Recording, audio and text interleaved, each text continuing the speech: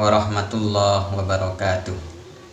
Sahabat hobi ngaji dimanapun Anda berada, pada video kali ini saya akan membacakan sebuah hadis, yang mana hadis ini dijadikan dasar oleh sebagian ulama bahwa menyentuh istri atau wanita yang bukan mahram tidaklah membatalkan wudhu.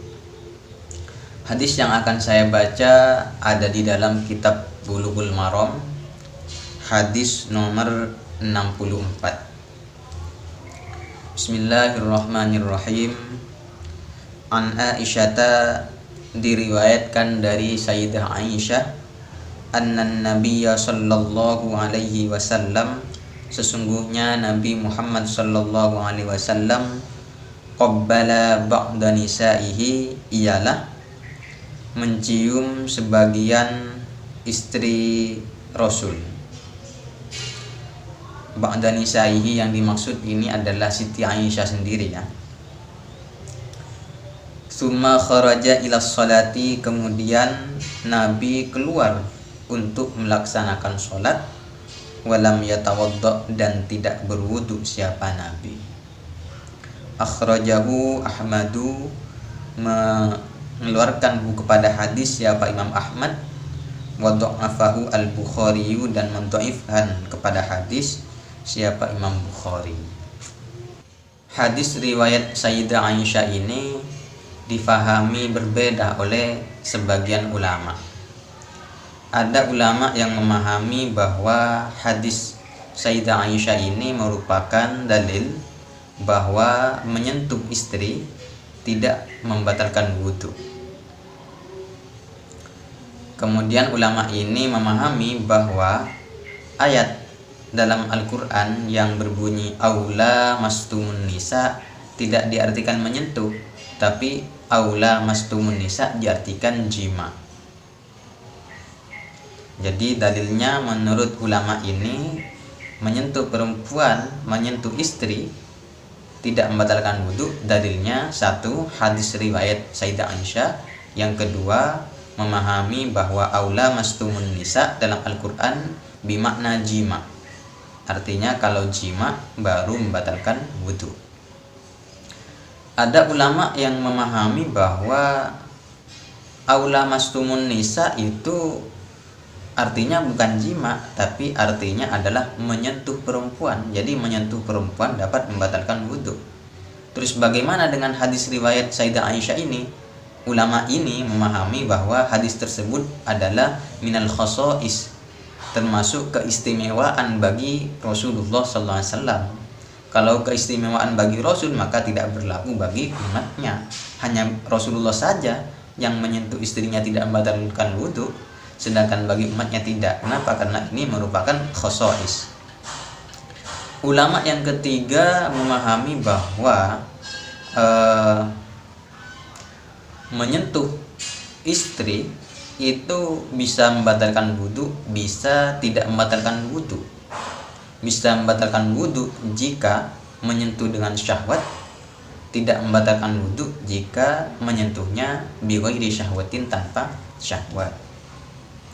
Untuk memperjelas perbedaan pendapat ini, maka saya akan melanjutkan membaca fiqhul hadis, kandungan fikih di dalam hadis riwayat Sayyidah Aisyah tersebut. Fiqhul hadis yang pertama, lamsul mar'ati wa taqbiluha la yanqudul wudu'a wa bihi akhadha Abu Hanifah. Menyentuh istri dan mencium istri tidaklah membatalkan wudhu, dan pendapat ini diikuti atau dipegang oleh Imam Abu Hanifah. Wa qala asy-Syafi'i, Imam Syafi'i berkata, al-lamsu biduni ha'ilin li ghairi mahramin yanqudul wudu'a. Menyentuh istri dengan tanpa penghalang kepada selain mahram dapat membatalkan wudhu. Wa inda Ahmada wa Malikin, menurut Imam Ahmad dan Imam Malik, al-lamsu bi syahwatin yang kudul wudu'a, menyentuh dengan syahwat dapat membatalkan wudu. Jika tidak dengan syahwat tidak membatalkan wudu. Jadi Imam Abu Hanifah yang berpendapat bahwa menyentuh istri dan mencium istri tidak membatalkan wudu. Ini mutlak berarti. Sedangkan Imam Syafi'i, sebagaimana sering kita dengar, karena di Indonesia mayoritas Imam Syafi'i, maka yang sering kita dengar dalam kitab-kitab fikih ya, menyentuh perempuan, menyentuh istri dapat membatalkan wudu. Sedangkan menurut Imam Ahmad dan Imam Malik, kalau menyentuhnya bisyahwatin dengan syahwat maka batal wudunya, kalau tidak dengan syahwat maka tidak batal wudunya. Lah para pemirsa, tentunya pendapat ini tidak bisa digunakan semena-mena. Kalau memang mau mengikuti pendapatnya Imam Abu Hanifah, maka teman-teman wudunya, syarat rukunnya dan batalnya harus mengikuti Imam Abu Hanifah. Kalau mau mengikuti Imam Malik atau Imam Ahmad misalnya, maka wudunya dari syaratnya, dari rukunnya, batalnya harus mengikuti Imam Ahmad atau Imam Malik. Karena kalau mengikuti secara parsial saja, secara juz'i, maka ini tidak diperbolehkan. Misalnya sampean wudunya ikut Imam Abu Hanifah, batalnya ikut Imam Syafi'i. Atau fardu atau rukun wudunya ikut Imam Syafi'i, batalnya ikut Imam Abu Hanifah, ini tidak diperbolehkan. Jadi harus satu paket ya. Jadi kalau wudunya ikut Imam Abu Hanifah misalnya, tidak batal kalau menyentuh perempuan, maka sholatnya ikut Imam Syafi'i, ini ada ulama yang memperbolehkan.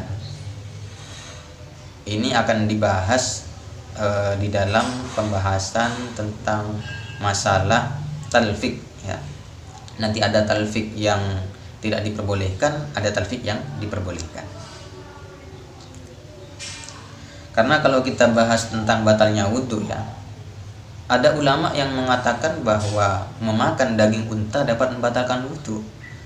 Ada ulama yang mengatakan bahwa ada darah yang mengalir dari tubuh dapat membatalkan wudu. Nah ini harus difahami ya. Kalau mau mengikuti Imam Abu Hanifah, maka jangan hanya mengikuti batal-batalnya, tapi ikutilah seluruhnya dari syarat wudu, fardunya wudu, batalnya wudu, itu baru benar ya. Kemudian fiqhul hadis yang kedua, al-qublah minal lamsi. Adapun mencium merupakan bagian dari menyentuh. Kan di hadisnya itu kan bukan al-lams tapi al-qabbalah. Nabi mencium. Mencium itu termasuk bagian dari menyentuh ya, sama. Baik mencium, menyentuh itu sama. Karena al-qublah minal lamsi, mencium merupakan bagian dari menyentuh. Yantakidul wudu'u, yang menjadi batal apa wudu, minha sebab qublah, bisyahwatin dengan syahwat, inda Ahmada wa Malikin menurut Imam Ahmad dan Imam Malik, wa indal Hanafiyati menurut Hanafiyah, la yantakidu al wudu'u, tidak menjadi batal apa wudu, bihad sebab qublah. Wa inda Syafi'iyati menurut Syafi'iyah, yantakidul wudu biha, batal apa wudu sebab qublah mencium, idza kanat biduni hailin, jika tanpa penghalang. Jadi sudah jelas ya. Imam Syafi'i mengatakan batal menyentuh istri secara mutlak. Imam Ahmad dan Imam Malik mengatakan batal kalau dengan syahwat, tidak batal kalau tidak bersyahwat. Sedangkan Imam Abu Hanifah tidak batal secara mutlak. Mungkin ini saja yang bisa saya sampaikan. Mudah-mudahan bermanfaat. Assalamualaikum warahmatullahi wabarakatuh.